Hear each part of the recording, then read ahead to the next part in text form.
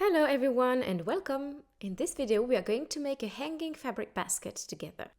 I will be using mine as a small hanging trash bin for my car, which is very convenient for dirty dishes and banana peels, but you can use yours in many places to store things away as well.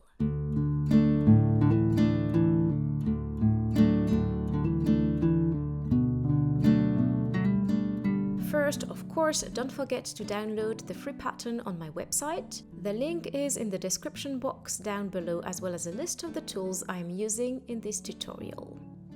Now we can talk about fabrics. It is best to use materials that can be wiped clean, such as coated fabrics or waterproof outdoor fabrics. So here is my final pick. For the main fabric, I will be using this gorgeous waterproof outdoor fabric filled with eucalyptus, which reminds me of south of France, and I have this very nice rust-colored waterproof canvas for the lining inside.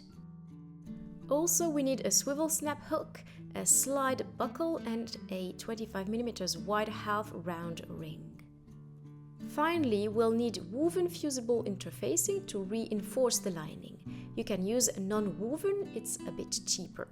And to give even more structure to the main fabric, which is already quite thick, I will use some Decoville Light, which is a creative fusible interfacing that I really like. You can do amazing things with it. Look at how beautiful the texture is. If you prefer, you can replace it with thick, non-woven interfacing.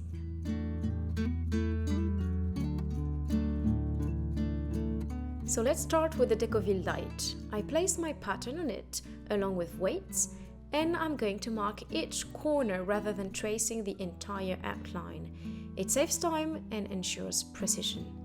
Then I can simply connect my points with a ruler.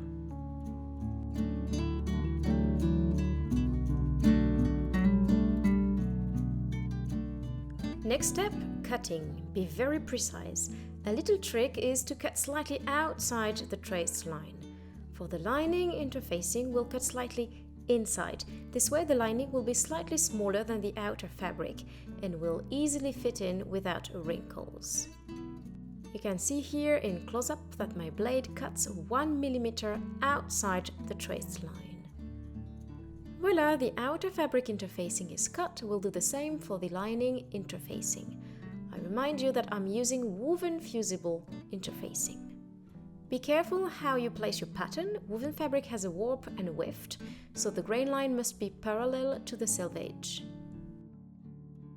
Then I trace the entire outline of my piece with dashed lines and cut slightly inside my traced line rather than outside. Voila, my piece is cut. I'll also cut the short handle and then the long one on the fold, which means that the side with the arrow should be placed on top of the fold of the interfacing that we folded in half beforehand.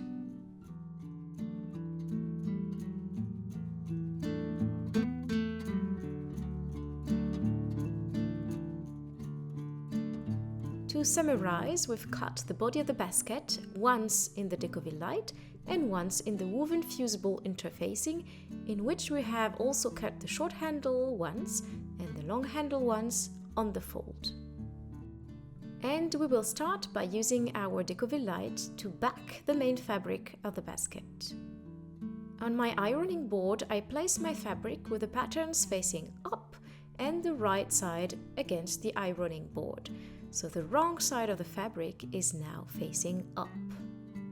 Also, I give it a little press since I want it to be nice and smooth. Now the interfacing is to be placed wrong side against wrong side. That is, the shiny side with a thin glue layer should be placed against the wrong side of the fabric. Make sure you have some extra space all around to add seam allowances. And again, make sure your patterns are facing up. Finally, we'll place a pressing cloth on top. You can use a damp cotton veil well wrung out, or like me, you can spray some water on the light cotton fabric. Then I'll set my iron on the wool setting and I can start the fusing process. I press my iron without steam on the fabric and leave it in place for about 6 seconds. Then I lift it up and replace it a little further. Still 6 seconds. We are pressing, not ironing, with circular movements as if we were a duvet cover. This will allow the glue to melt well and stick properly to the main fabric without shifting or moving.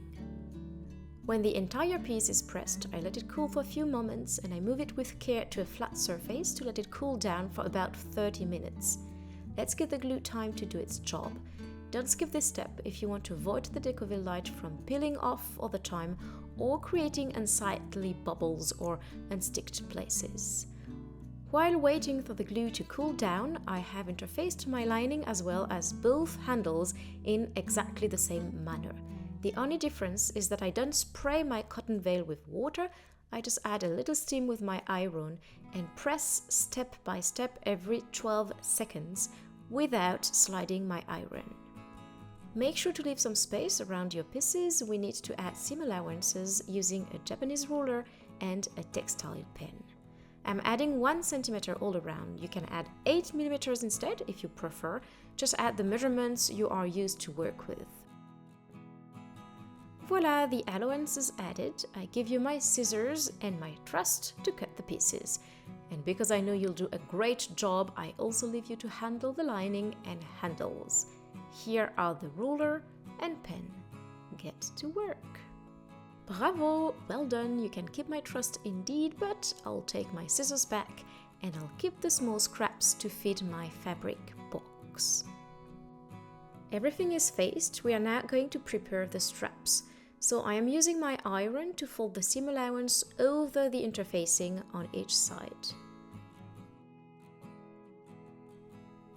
Once that's done, I fold it again lengthwise, making sure to align everything properly, and I press it in place. The same goes, of course, for the second strap. Now, using a matching thread, I'm going to sew each side with the sewing machine at about 1 or 1.5 millimeters from the edge. Don't forget to backstitch at the beginning and the end of your seam. Also, don't worry about leaving pin marks on the fabric. A good blast of steam and they will disappear. Littéralement. Ta-da! Now let's prepare our strap. I'll let you watch this while enjoying some music.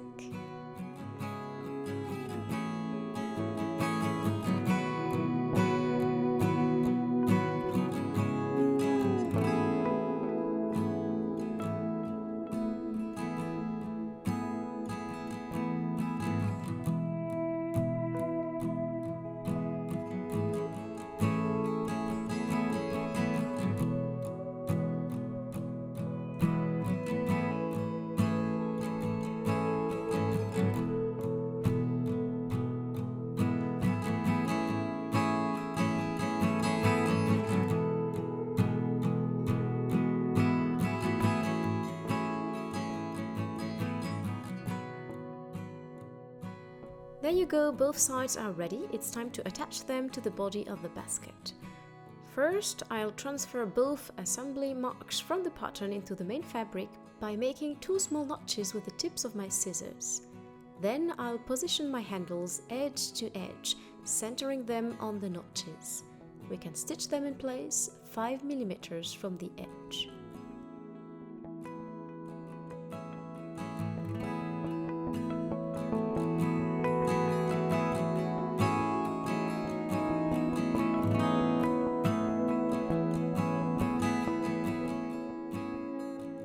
Let's tackle the last part of our work, assembling the body and the lining. We are going to fold our 2 pieces right sides together. Then we can stitch at 1 centimeter from the edge, right next to the interfacing, but be careful not on the interfacing.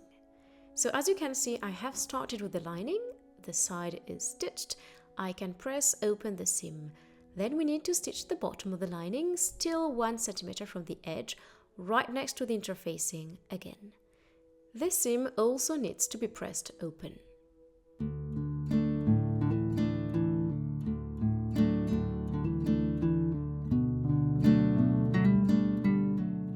Voila, we can close the sides of the bottom by placing them edge to edge. Be sure to align the side seam with the bottom seam, like so. Once again, we stitch at 1 centimeter from the edge.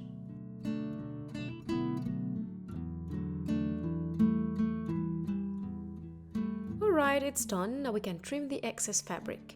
I also notch each side up to about 2 millimeters from the stitch, not closer, so I can open and press the seams on both sides.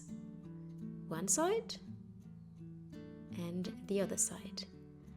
I quickly baste the seam allowances with big stitches to keep the seams open. Be careful to only stitch through the interfacing and not the fabric itself. It's optional, of course, but as you know, I'm quite meticulous. Now let's tackle the outer fabric of the basket. We also stitch the side at 1 centimeter from the edge before pressing the seam open.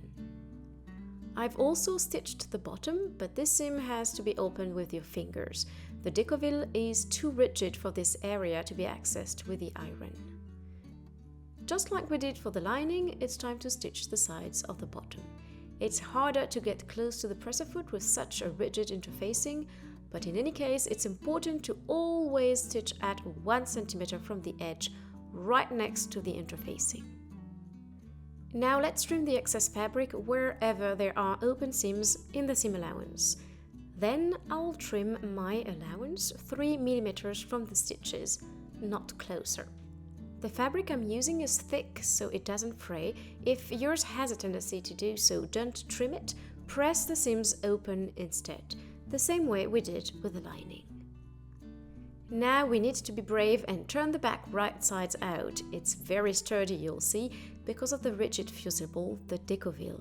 But don't be afraid of creasing the fabric, the iron will take care of it. Let's just hope we've fused everything correctly.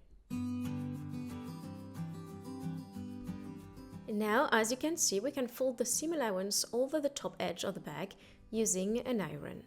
Also, I add a few clips to hold my folded fabric in place, which will help while inserting the lining inside the bag. So let's do it. Here I have my side seam. When I insert the lining inside the basket, I make sure that its own seam is placed on the opposite side. And now I can fold the edge of the lining over itself and place it against the main fabric. We'll do this all around the basket. You can place the lining slightly lower than the main fabric so it's invisible, or on the contrary, and that's the option I've decided to go for in the end, you can make it slightly protrude to create a small contrasted color edge that I find really pretty, especially as it's a reminder of the color of the handles. And we stitch 1 millimeter from the edge all around. I need to remove the table of the sewing machine to clear the free arm, around which my basket will be able to turn and be stitched. The color of the upper bobbin thread matches the main fabric of the basket, and the bottom thread matches that of my lining. There you go, my hanging basket is finished. I'm going to use it as a cart trash can because you can never be too elegant, even for throwing away dirty tissues. Dear friends, this is the end of this tutorial. I hope you enjoyed it. Tell me in the comments what you think of it and if you're going to give it a go. Bye bye! À bientôt!